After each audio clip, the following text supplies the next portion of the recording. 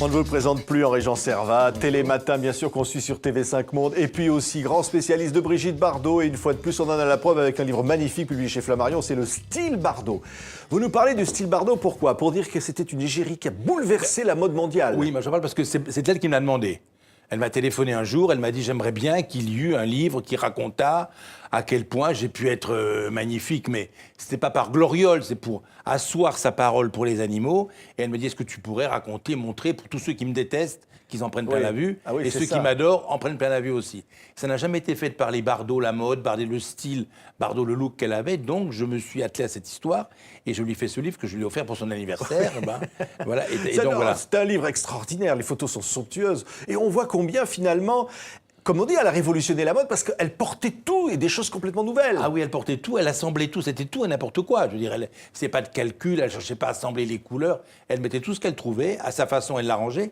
Mais ce qui était formidable, en fait, c'est que quand elle est arrivée, quand elle a fait irruption sur la scène spectaculaire, qu'est-ce que c'était les actrices qu'on voyait? C'était la fin de la 4ème République, on voyait des filles permanentées, choucroutées, avec des petits colliers de perles, des manteaux de vison, des cols d'Astrakhan, qui faisaient un peu d'Adam, un peu style actrice de la comédie française, un peu d'une quarantaine, une cinquantaine d'années. Elle est arrivée dans ça, elle a tout bouleversé. Pourquoi? Parce qu'elle était à Saint-Tropez, elle tournait son film, ce fut son premier grand succès, c'est là qu'on la remarqua véritablement. Et elle avait choisi d'être naturelle, elle avait choisi d'enlever les corsets, d'enlever les tabous, de porter ce qu'elle aimait, je veux dire, c'est ça qui était bien. Elle était en accord avec la nature, elle portait des vêtements qu'elle aimait, elle avait un discours qui était... Elle se fichait finalement de ce qu'on pouvait lui demander ou de ce qu'on pouvait attendre. Voilà, elle ne cherchait pas à se faire régenter, à se faire régimentée par les canons de la mode de l'époque. Elle portait ceux qui lui voulaient les cheveux décoiffés par le vent, dépeignés par la mer. Elle voulait ce genre de choses. Non mais alors elle écrit, parce qu'il y a une lettre, vous voyez, au début du livre, elle dit « Le style Bardot, c'est mon style », c'est-à-dire qu'il n'y a pas de style du tout. Voilà, alors finalement, elle ne nous arrange pas. Hein, parce non, mais c'était naturel. Elle portait ce qu'elle avait envie de porter, sans calcul. Pourquoi? C'est pour ça que ça passait bien. On voyait que ce n'était pas fabriqué, ce n'était pas artificiel, c'était ce dont elle avait... Et en fait, elle a appris à une génération, Bardot, Brigitte, elle a appris à une génération à vivre selon ses envies, à aimer selon ses envies, à s'habiller selon ses envies. La leçon, elle est là. Je veux dire, fais ce que tu voudras. C'est la liberté, voilà, finalement, c'est la libération des femmes. Total. Cette liberté-là, elle l'incarne dans ses vêtements. Elle l'incarne complètement, je veux dire, pas de corset, pas de soutien-gorge, pas de... C'est pas qu'elle se baladait nue. Dans « Et Dieu créa la femme », par exemple, qui est le film qui l'a révélé, qui l'a consacré.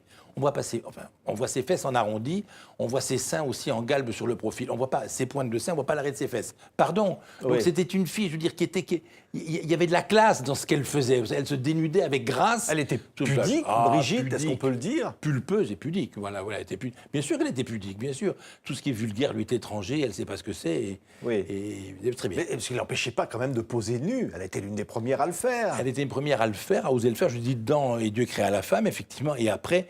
Mais pour moi, il y avait une génération qui avait envie de se découvrir, si je veux dire. Il y avait Martine Carole qui avait ouvert un peu la voie. Françoise Arnould, que vous adorez, a ouvert un peu la voie aussi. Et puis après est arrivé Bardot, qui a vécu selon ses envies. C'est une génération qui ouvrait pêle-mêle le club méditerranéen, le bikini, le monokini, la baignade seins nus, le naturisme. C'était fait selon tes envies. Je veux dire, fais ça. Il n'y a pas de règles pour te contingenter, il n'y a pas de règles pour te compartimenter. C'est une leçon de vie. Moi, je sais que Bardot, elle m'a appris ça. Elle m'a appris la liberté, elle m'a appris la vie comme ça. Voilà. Derrière ça, et ça fait penser d'ailleurs au titre du livre de Yves Bigot récemment, c'était la plus belle femme du monde. Alors c'est facile de porter la mode quand on est la plus belle femme du monde. Et le titre de Bigot, c'est la plus scandaleuse aussi. C'était la plus scandaleuse aussi.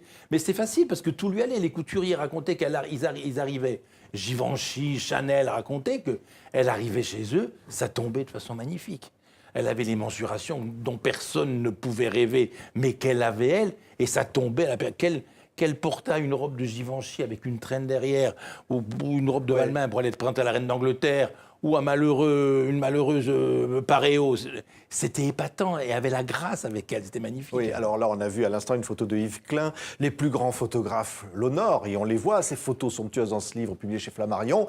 Et évidemment, elle fascine. Ah oui. Maintenant, on a retrouvé des photos de couturiers qu'ils avaient dans leurs archives, qui sont sortis exprès pour la circonstance. Pas elle, parce qu'elle n'a rien pu me prêter ni me donner, puisqu'elle n'a plus rien.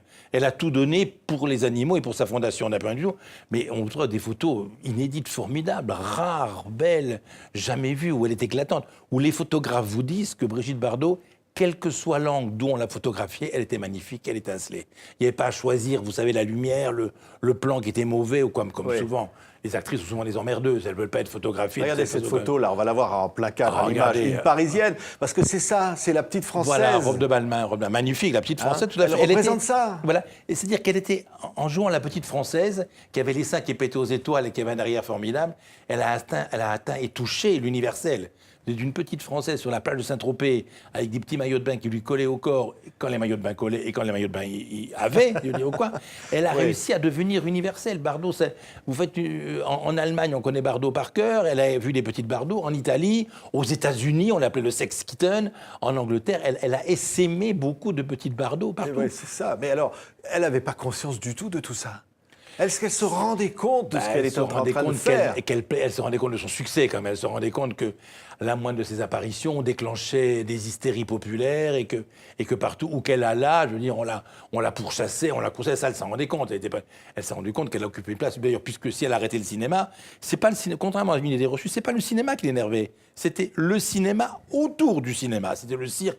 Pas sortir de chez elle, les paparazzis planqués partout. C'est ça qui la rendait malade. Elle trouvait ça futile. Un jour, elle s'est dit, les animaux, voilà une vraie cause. Mais vous au fond, elle regarde comment ces photos aujourd'hui? Comment elle regarde elle a l'impression. Alors je lui demande comment tu te trouves là sur les photos. Je me trouve pas mal. Je la trouve pas mal. Non, pas du. Elle dit, je la trouve pas mal, la fille qui est sur les photos. Ou je la trouve pas mal, elle est pas mal, elle rigole, elle est bien. Elle me fait penser à ma petite sœur, ou à une fille, ou à une petite fille que je pourrais avoir. Mais vous savez qu'à l'origine, l'idée de Brigitte, elle voulait pas du tout être actrice de cinéma.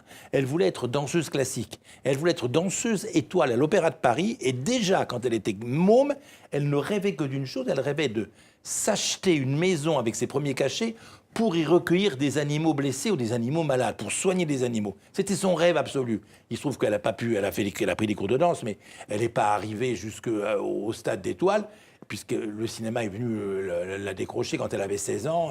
Elle a rencontré Vadim, elle a fait des essais pour un film, et puis ça a été parti. Mais elle a quand même réalisé son rêve de pouvoir recueillir des animaux.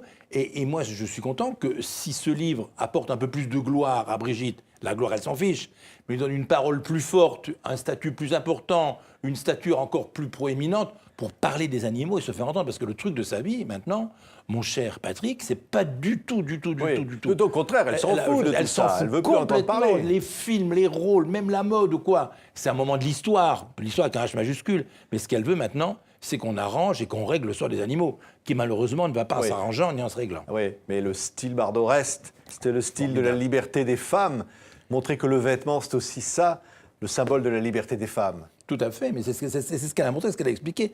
Qu'elle a montré en rien l'habiller, en rien la déshabiller. Je veux dire, il n'y avait pas de calcul, elle n'avait pas de prof ou d'assistante en communication, il faut mettre cette tenue, Elle prenait au hasard ces trucs, elle composait. Et c'est pas un hasard si le couturier qui l'a le mieux habillé a été Jean Bouquin.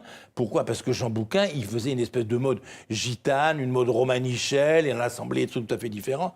Et Brigitte excellait dans ce genre c'était pas guindé, quoi. C'était pas même aller à l'Élysée avec le fameux costume de chez Renoma, le costume de Harki. Enfin, ça a surpris le général et avec madame. Les brandebourgs, là, comme ça et tout. Mais vous savez que la générale de Gaulle ne voulait pas qu'elle vînt. La générale de Gaulle avait dit à Malraux, on invite tout le cinéma français, sauf cette petite Bardot, qui est une chose qui se promène toute nue. Madame de Gaulle ne voulait pas qu'elle vînt à l'Élysée. Puis Malraux a dit, ma générale, on peut pas. C'est l'actrice la plus célèbre du cinéma français. Et finalement, Brigitte est venue. Mais Madame de Gaulle avait dit, il faut qu'elle vînt, il faut qu'elle mette le chignon, qu'elle porte un chignon, et une petite robe noire. Voilà, et Bardot, pour emmerder Madame de Gaulle, qu'est-ce qu'elle a fait? Elle a mis un costume d'homme. C'était la première femme qui rentrait en pantalon à l'Élysée, avec le costume à Brandebourg, le costume de Spahi, là, un peu de tirailleur. Elle est entrée à l'Élysée comme ça. Quand Madame de Gaulle a vu arriver Bardot, les cheveux dénoués sur les épaules, avec le costume, avec les Brandebourgs, on a cru qu'elle s'évanouissait, mais qu'elle s'évanouissait sur le perron de l'Élysée. Puis finalement, ça s'est passé, voilà. Mais c'est des riens, mais les petits combats se font de ça. Voilà. Merci Henri-Jean Servat. Le style Bardot, donc publié chez Flammarion. Vraiment, c'est un très très beau livre. Merci d'avoir été notre invité. Merci infiniment de m'avoir invité, d'avoir invité Bardot et de défendre les animaux. Défendons les animaux.